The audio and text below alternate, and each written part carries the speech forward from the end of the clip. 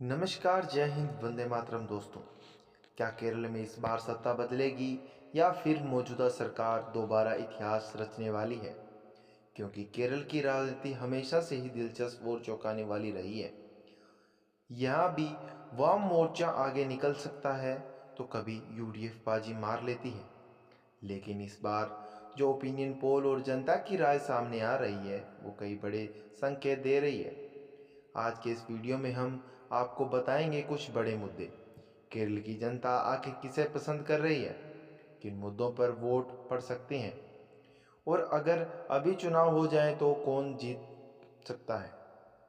तो वीडियो को आखिर तक जरूर से देखिए, क्योंकि आखिर में हम आपको एक ऐसा सवाल पूछेंगे जिसका जवाब शायद पूरा चुनाव बदल सकता है।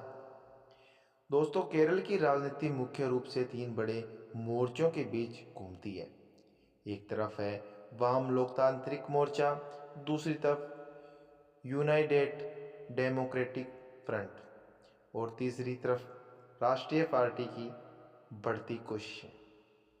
पिछले कुछ सालों में केरल में विकास, शिक्षा, स्वास्थ्य और रोजगार जैसे मुद्दों पर काफ़ी चर्चा हुई है।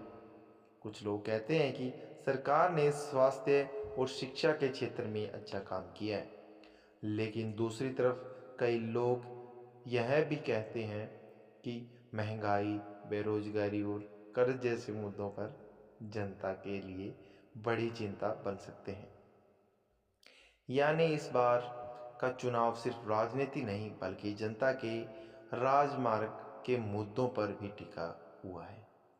जी हाँ दोस्तों, वीडियो को लंबा ज़्यादा ना करते हुए सबसे पहले आप इस वीडियो को लाइक, चैनल को सब्सक्राइब जरूर से कर लीजिए, वीडियो को शेयर जरूर कीजिए। दोस्तों, चलिए बात कर लेते हैं केरल के पहले जिले अलपुंजा की, जिसके अंदर विधानसभा की 9 सीट निकल कर आती है, जिनके अंदर यूडीएफ पार्टी को 3 और एलडीएफ पार्टी के खाते में 6 सीट जाती हुई दिख रही है। दोस्तों, अन्य का खाता यहाँ पर साफ दिख रहा है।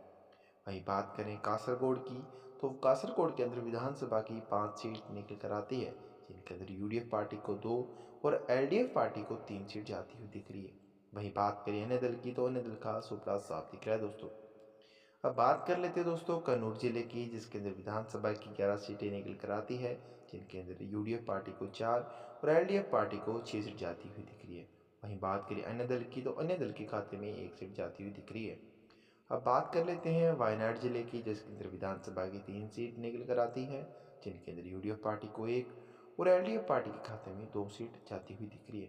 वहीं बात करें अन्य दल की, तो अन्य दल का सुपड़ा साफ दिख रहा है। दोस्तों, वहीं बात करें काजीकोड की, तो काजीकोड के अंदर विधानसभा की 13 सीटें निकल कर आती है। दोस्तों, वहीं यूडीएफ पार्टी को 5 सीट और एलडीएफ पार्टी के खाते में 8 सीट जाती हुई दिख रही है। अब बात कर लेते हैं मलप्पुरम की, तो मलप्पुरम के अंदर 16 सीटें निकल कर आती है, जिनके अंदर यूडीएफ पार्टी को 6 सीट और एलडीएफ पार्टी के खाते में 10 सीट जाती हुई दिख रही है। वहीं बात करें अन्य दल की, तो अन्य दल का सुपड़ा साफ दिख रहा है। अब बात कर लेते हैं एर्नाकुलम की, जिसके अंदर विधानसभा की 14 सीटें निकल कर आती है, जिनके अंदर यूडीएफ पार्टी को 4 और एलडीएफ पार्टी के खाते में 10 सीट जाती हुई दिख रही है।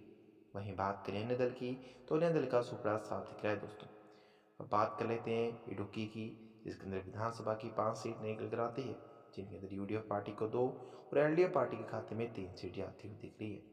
वहीं बात करें हम अन्य दल की, तो अन्य दल का सुपड़ा दोस्तों इडुक्की जिले के अंदर साफ दिख रहा है। बात कर लेते हैं कोटायम जिले की, जिसके अंदर विधानसभा की 9 सीट निकल कर आती है, जिनके अंदर यूडीएफ पार्टी को 2 सीट और एलडीएफ पार्टी के खाते में 7 सीट जाती हुई दिख रही है।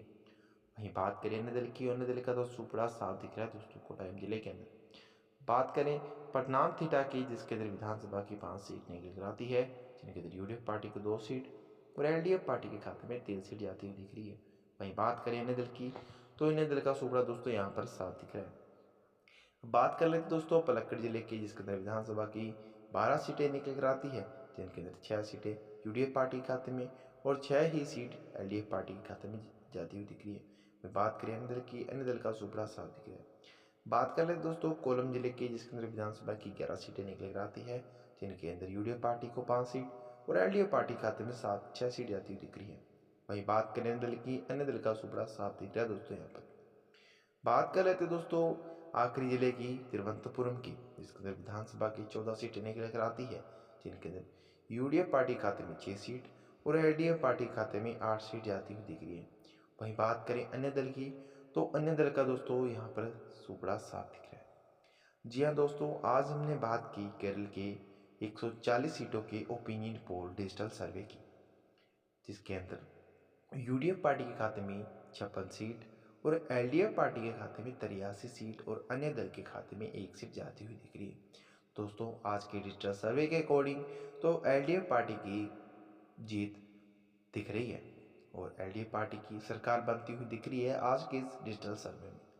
तो दोस्तों, कुछ मुद्दों पर भी बात कर लेते हैं।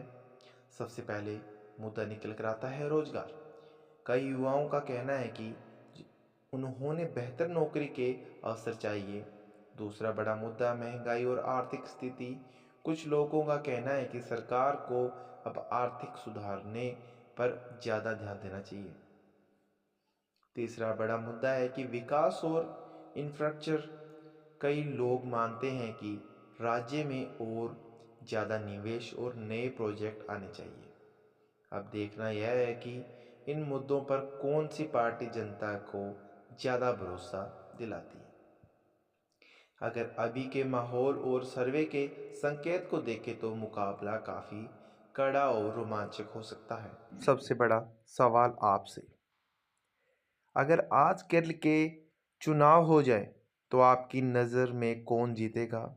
क्या मौजूदा सरकार फिर से वापसी करेगी या इस बार विपक्ष बड़ा उलटफेर कर सकता है? अपनी राय कमेंट में ज़रूर लिखिए और अगर आपको ऐसे ही ओपिनियन पोल और चुनावी वीडियो पसंद है तो इस वीडियो को लाइक, शेयर, चैनल को सब्सक्राइब जरूर से करिए। जय हिंद, वंदे मातरम दोस्तों। धन्यवाद वीडियो के अंत तक बने रहने के लिए। नमस्कार।